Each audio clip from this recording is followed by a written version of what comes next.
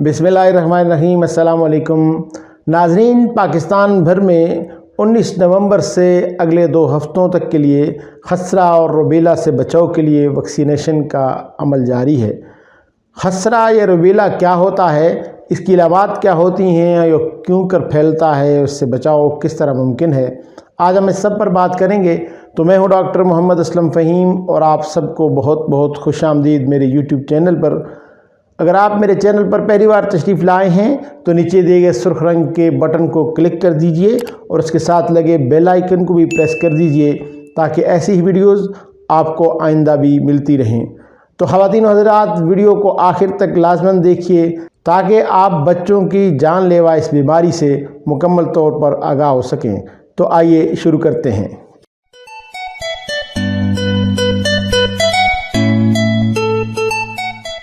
नाज़रीन, मीज़ल या खसरा एक नहायत मुतअद्दी मर्ज़ है जो पैरामाइक्सो वायरल फैमिली के एक वायरस के ज़रिए लाहक होता है। खसरा बहुत से तरक्की पजीर ममालिक में बच्चों की मौत की एक बड़ी वजह है। 2014 में दुनिया भर में खसरा की वजह से 1,14,900 बच्चे इस दुनिया से रुखसत हो गए। गर्म और बहार के मौसम के दौरान बच्चों में होने वाली बीमारी खसरा एक वायरल डिज़ीज़ है जो फैलने के सबब बच्चों की बहुत बड़ी तादाद मुतासर कर सकती है। रूबेला को जर्मन खसरा भी कहा जाता है और ये रूबेला वायरस से फैलता है। नाज़रीन, खसरा ज़्यादातर गर्म ममालिक में मौसम बहार के दौरानिए में कमज़ोर क़ुव्वत मुदाफ़त के हामिल अफराद को अपनी लपेट में लेता है। ये बीमारी बुखार से शुरू होती है। इस वायरस के शिकार होने के बाद इब्तिदाई अलामात में आँखों से पानी बहना, आँखों का सुर्ख हो जाना, नाक में ख़ारिश, सर दर्द, कमर दर्द, खांसी और गले में दर्द होना शामिल है।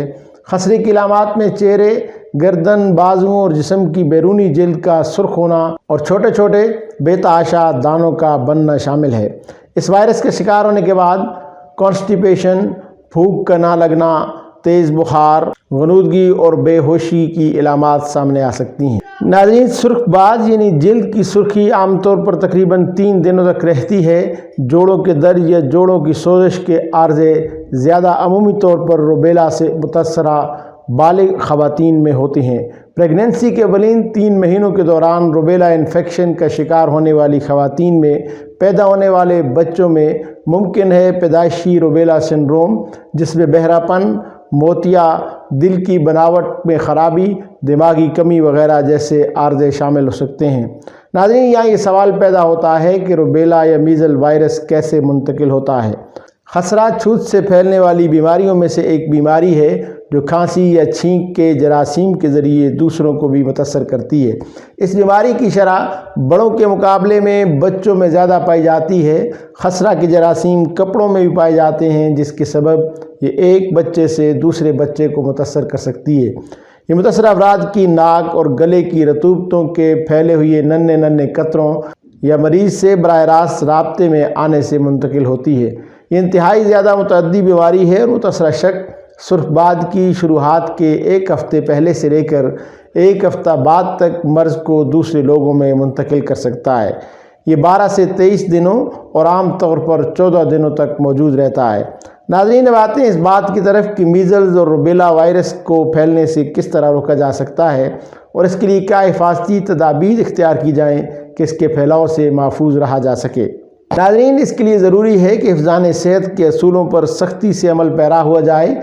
हाथों की सफाई कसरत से करें, बिलखसूस मुँह, नाक या आँखों को छूने, अवामी तनसीबात जैसा कि हैंड रेल या दरवाजे की नॉब्स वगैरह को छूने के बाद या जब खांसने और छींकने के बाद हाथ आलूदा हों तो ऐसे ही सूरत में अपने हाथों को 20 सेकंड तक पानी और साबुन से धोएं और हाथों को धोने के बाद तौलिए या हैंड ड्रायर से अपने हाथों को लाजमन खुश्क कीजिए। अगर हाथ धोने की सहूलियात दस्तयाब न हो या जब वाज़ेह तौर पर गंदे न हो तो भी हैंड सैनिटाइज़र का इस्तेमाल आपके हाथों को जरासीम के फैलने से महफूज रख सकता है। छींकते या खांसते वक्त अपने मुंह और नाक को टिश्यू पेपर से ढक लें।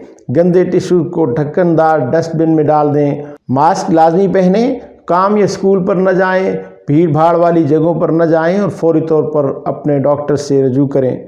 नाज़रीन, अब आइए बात करते हैं कि इसके इलाज से मुतालिक।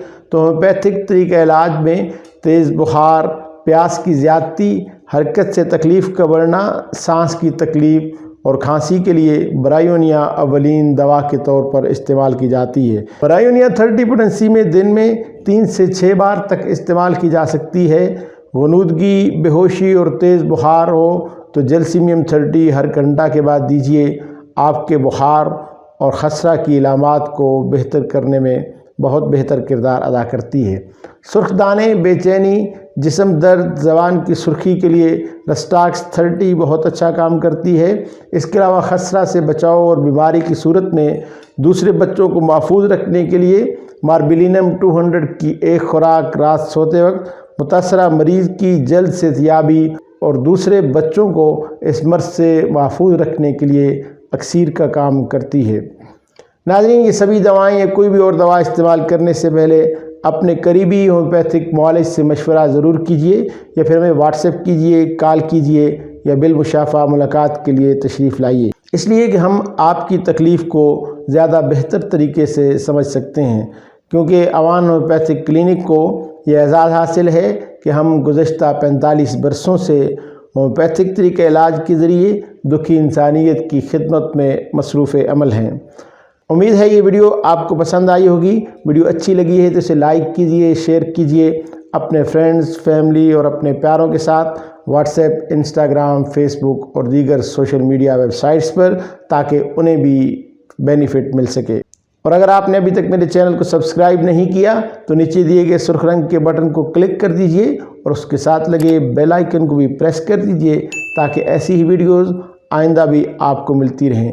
آپ کو کچھ اور پوچھنا ہو، کسی بیماری کے متعلق جاننا چاہتے ہوں یا کسی ہومیوپیتھک دوا کے متعلق آپ کا کوئی سوال ہو تو کمنٹس باکس میں اس کا اظہار ضرور کیجیے۔ اپنا اور اپنے پیاروں کا خیال رکھیے۔ ملتے ہیں بہت جلد ایک نئی ویڈیو کے ساتھ، تب تک کے لیے اجازت دیجیے۔ اللہ حافظ۔